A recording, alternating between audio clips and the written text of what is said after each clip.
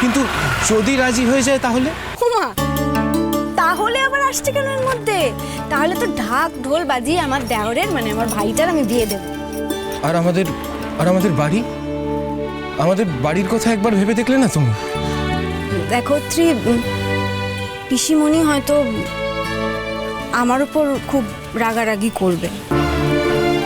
আমার উপর তো পিসিমণির রাগ হওয়াটা স্বাভাবিক, কারণ আমি তো ওই বাড়ির বউ হওয়ার যোগ্যই না, তাই না? কিন্তু আরাত্রিকা ও তো একজন ডাক্তার, ও তো তোমার বউ হওয়ার যোগ্য। তুমি ভাবো তো, আমাদের বাড়িতে ডাক্তার বউ আর কজন আছে? পিসিমণির তো খুব এরকম বউ পেয়ে গর্ব হওয়ার কথা। না বৌদি ভাই, আমি জানি আমার মা কিছুতেই রাজি হবে না। আমার মা এখনই আমার বিয়ে দেওয়ার কথা ভাবছেই না। হ্যাঁ, সেটা হয়তো পিসিমণি ভাবছে যে তুমি এখনো স্বাবলম্বী নও, বা ভাবছিস তোমার বিয়ের বয়স হয়নি, তুমি এখনো ছোট, এইসব ভেবে হয়তো পিসিমণি রাজি হবে না। কিন্তু দেখো, এরকম একটা পরিস্থিতিতে যখন আরাত্রিকাকে বাড়ি থেকে অন্য জায়গায় বিয়ে দিয়ে দেওয়া হচ্ছে, তখন তো আর কিছু করার নেই, তখন তো এটা মেনে নিতেই হবে, তাই না?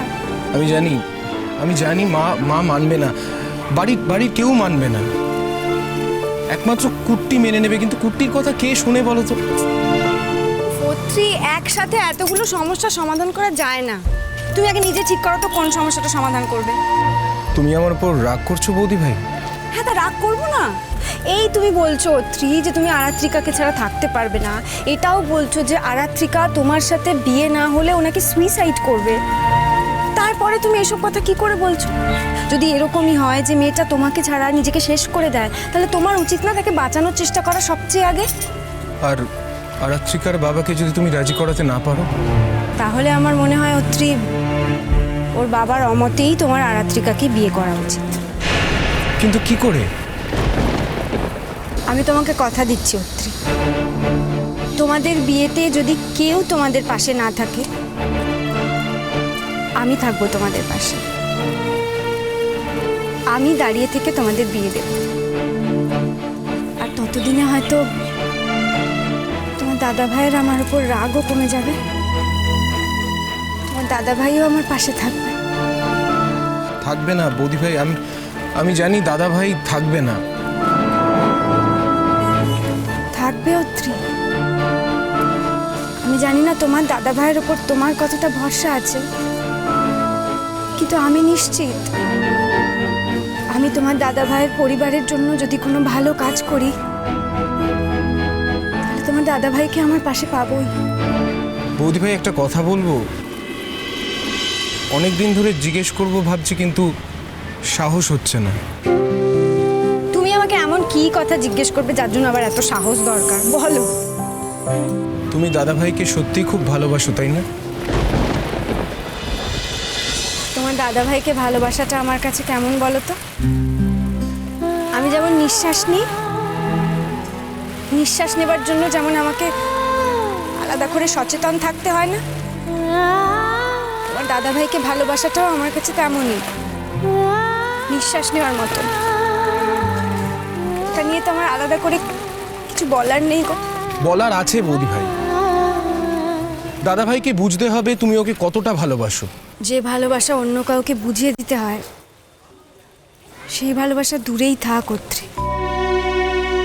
তোমার দাদা ভাইয়ের সঙ্গে না হয় আমার এই জীবনটা এরকমই কাটুক। কি বলছো কি বৌদি ভাই? এই জীবনটা মানে?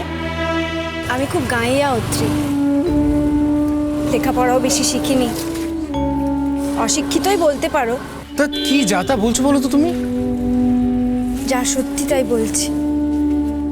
জানো অত্রি, আমি মনে করি স্বামী স্ত্রীর সম্পর্কটা না এক জন্মের না, জন্ম জন্মান্তরের। এই জন্মে তোমার দাদা ভাই আমাকে যতই অসম্মান করুক, যতই অপমান করুক, এমন একটা জন্ম আসবে যখন তোমার দাদা ভাই আমাকে মাথায় তুলে রাখবে, আমাকে কোনো অপমান করবে না, অকারণে আমাকে অবিশ্বাস করবে না, আমাকে ভুল বুঝবে না, আমাকে ভালোবাসবে। সেই ভালোবাসার মধ্যে কোনো ঘৃণা থাকবে না, অসম্মান থাকবে না, অবিশ্বাস থাকবে না। সেই জন্মটার জন্য আমি অপেক্ষা করে থাকবো অত্রি।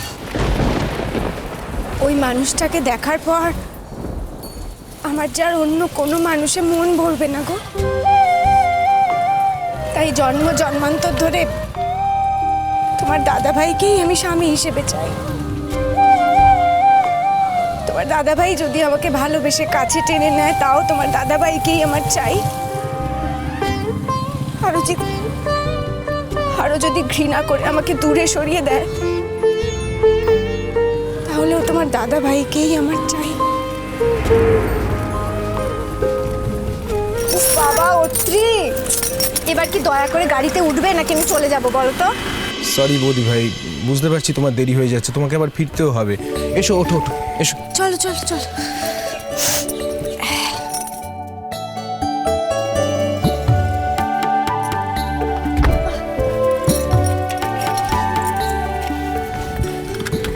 চলো।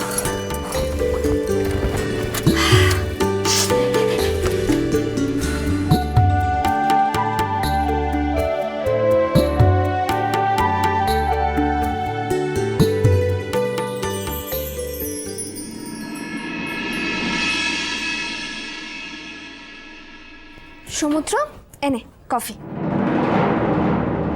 তুই কেন? কঙ্কাবতী কই? কেন, তোকে বলে যায়নি? বলে যায়নি মানে? কোথায় কোথায় গেল? আর তুই তো বাড়িতে ছিলি, তুই জেনে আমায় জানাতে পারলি না? না, তুই তো জানিস যে ফোন আমার খোলা থাকে, আমি ক্লাসে থাকলেও তুই ফোন করতিস, আমি ঘুরিয়ে তোকে ফোন করতাম। আর তাছাড়া আমি কেন, বাড়ির সবাই আছে, তুই তো ক্রস চেক করতে পারতিস। সমুদ্র, আমি কি করবো? এখন এই সমস্ত কথা বলে কোনো লাভ নেই শায়ন। এটা বাড়ি ছেড়ে চলে গেল, আর বাড়ি ছেড়ে যাওয়া কি এত সহজ? হ্যাঁ মানছি, আমি না হয় আগের মাথায় ওকে দুটো কথা বলেছি যেটা ওর খারাপ লেগেছে, তাহলে বাড়ি ছেড়ে চলে যাবে একেবারে?